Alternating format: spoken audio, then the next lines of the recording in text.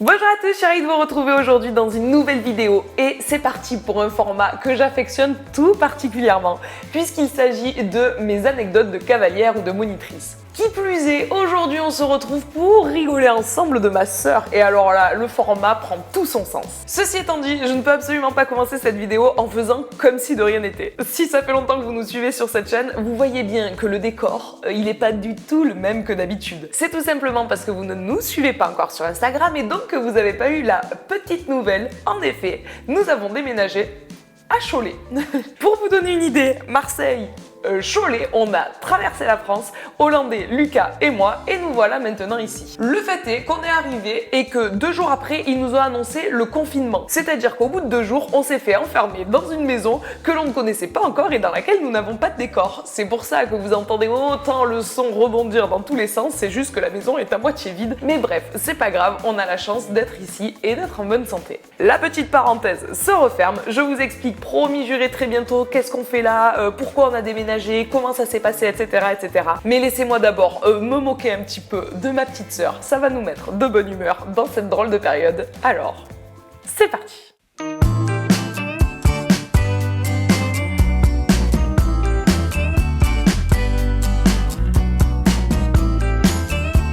L'anecdote dont je vais vous parler aujourd'hui, c'est tout simplement celle qui avait remporté le plus grand nombre de votes sous notre dernière vidéo. Cette histoire remonte à il y a au moins 10 ans. Moi, je devais avoir à peu près 17 ans. Ma sœur, du coup, elle en avait 7. Et à l'époque, on aidait notre moniteur de l'époque pour les vacances d'été parce qu'ils organisaient énormément de randos. Durant ces randonnées, il y avait des randonnées appelées à thème, comme par exemple la rando petit-déj. L'idée de ces randos petit-déj, c'était tout simplement d'aller bivouaquer au cours d'une randonnée pour prendre un petit-déj. On partait donc avec une colonie de touristes, le moniteur de l'époque, ma petite sœur Fanny, elle s'appelle comme ça sera plus simple, et moi-même, tous à cheval. À savoir qu'évidemment, tous ces touristes ne savaient absolument pas monter à cheval, ils étaient grands débutants. Nous partions donc faire la balade, et vas-y, encadre, propose aux touristes de garder les distances entre les chevaux, vous-même vous savez ce que ça implique de faire des randos avec plein de personnes, c'est toujours un casse-tête, t'as toujours le touriste qui veut prendre du recul sur la situation pour pouvoir rattraper les autres autres qui fout bordel dans ta queue leu. Bref, les joies de la rando. Arrive le milieu de balade qui était un moment de grand stress pour nous, mais de grande détente pour les clients, évidemment. Puisque le moment où on doit bivouaquer, toute cette colonie de débutants doivent descendre de cheval, ils savent pas trop quoi en faire, la moitié d'entre eux ils les abandonnent, alors nous on leur dit non, tenez vos chevaux, bon bref déjà le n'importe quoi commence. Et du coup on allait attacher les chevaux, chacun avait son point d'attache, c'était ultra bien organisé, les chevaux étaient en sécurité, etc. Ça c'était très cool. Une fois que tous les chevaux sont attachés, tous les touristes prennent leur déj, machin, discute, enfin, c'était des moments qui étaient super sympas. Là tout de suite on dirait que je me plains, mais c'était des super bons moments, c'était juste un petit peu de stress. Après la petite pause déjeuner, il est grand temps de remonter sur nos fiers destriers. Et là, évidemment, l'ensemble des personnes qui faisaient ces randos-là ne savaient pas monter à cheval. Donc ils ne savaient pas se mettre eux-mêmes à dos de leur cheval. Donc c'était évidemment ma sœur et moi qui les aidions à les balancer sur le dos de nos petites carnes.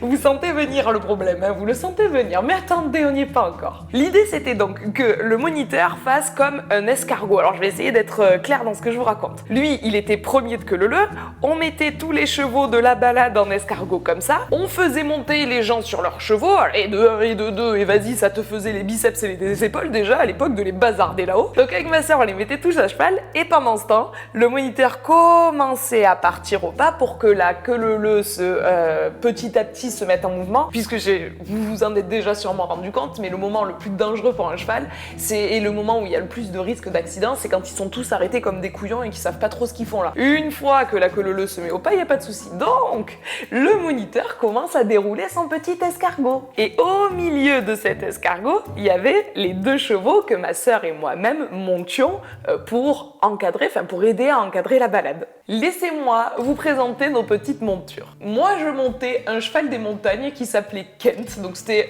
un gros machin mais très pratique pour la balade, enfin c'était parfait. Quant à ma petite sœur, elle montait sa poinette préférée chouchou d'amour qui s'appelait Vanille, qui était très mignonne mais qui avait pas la lumière à tous les étages. Voilà, pour être tout à fait honnête avec vous, c'était pas un poney d'une intelligence rare. Donc on met tous nos petits touristes à cheval, comme je vous l'expliquais, donc c'est la course, hein. Faut imaginer qu'on était à 2000, le plus vite ils étaient à cheval, le plus vite nous-mêmes on pouvait se mettre à cheval. Une fois qu'on a fini de tous les bazarder, avec Fanny on se dit « T'es prête ? Ouais !» Et on court vers nos chevaux. Moi je monte sur Kent, je mets le pied à l'étrier, j'arrive à monter tant bien que mal, bam, je suis à cheval et je vois Fanny.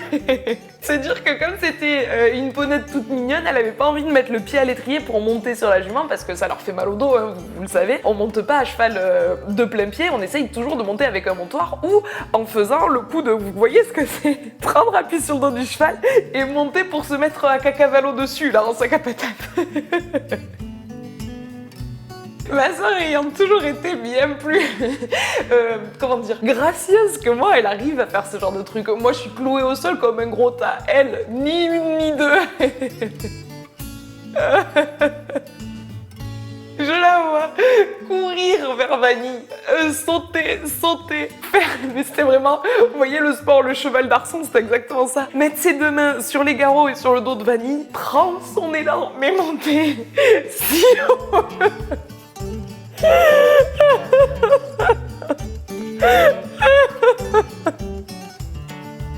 Monter si haut par rapport au dos et je vois ses deux mains monter en l'air comme ça et retomber comme ça et du coup il se retrouve la ponette, là vous avez la tête, la queue, ma soeur qui a surgi comme ça et qui est retombée en poirier et du coup je la vois. Ah, je suis désolée. Oh mon dieu. Du coup je la vois en poirier comme ça, tête en bas, jambes en l'air. Vanille qui, heureusement comme elle était pas très intelligente, il lui a fallu 1h30 pour comprendre que cette cavalière n'avait rien à faire là finalement. Et rappelez-vous, ma soeur et moi, je vous avais dit, nos deux chevaux, ils étaient en plein milieu du cercle de touristes qui étaient en train de partir en balade. Ce qui signifie que Fanny, elle était en poirier, appuyée sur Vanille, au milieu de tout un public qui la regardait, l'air de dire « mais que fait cette personne, genre ?»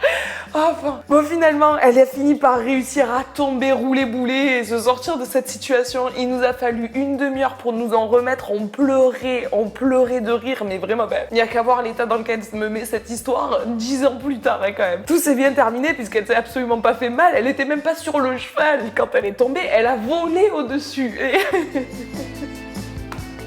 Bref, elle est remontée sur Vanille, on a fini la balade et je crois que c'est un des plus beaux souvenirs que j'ai de ma sœur en... Ah non. Non, il y en a d'autres. Je vous les raconterai un jour, c'est promis, juré. Bon, bref. Mais c'est un des souvenirs qui me font le plus rire avec ma sœur et c'est un immanquable, inloupable. À chaque fois qu'on parle d'équitation avec ma sœur, on parle de la fois où elle s'est mise en poirier sur Vanille. Bref, j'espère du fond du cœur que cette histoire vous a plu, qu'elle vous a fait rire et que j'étais assez claire dans comment je la raconte parce que moi j'ai vécu le truc, j'ai la scène, je vous promets, je la regarderai en vidéo, ça serait moins clair que dans mes souvenirs. Je me revois la scène à chaque fois que j'en parle et c'est... ça me tue, bref. J'espère que je vous l'ai bien raconté, j'espère que ça vous a fait rire aussi, j'espère que vous aimez ce genre de vidéos. Moi, vous filez des ondes positives comme ça et vous racontez des histoires qui me sont arrivées, ça me régale. Et puis, voilà, ça me fait penser à ma sœur et ça me fait plaisir. Comme d'habitude, si vous avez aimé cette vidéo, je vous laisse la liker, la commenter, la partager sur l'ensemble des réseaux sociaux. Vous commencez à bien connaître ce format et vous savez pertinemment qu'après une vidéo anecdote, je vous mets 2 petites anecdotes possibles que je vous raconterai une prochaine fois. La première concernerait une de mes cavalières qui s'appelle Lisa et qui a réussi depuis la carrière à avoir une vue panoramique sur tout Marseille. La deuxième concernerait une balade qui a été tout aussi catastrophique que drôle et que j'ai faite avec mes cavalières juste avant mon départ pour Cholet. Bref, je vous laisse voter et je vous promets d'avoir potentiellement le temps de vous raconter très bientôt cette anecdote. En tout cas, moi, je vous laisse vous abonner à la chaîne si c'est pas déjà fait. Je vous fais tout plein de gros bisous. Et je vous dis à très bientôt!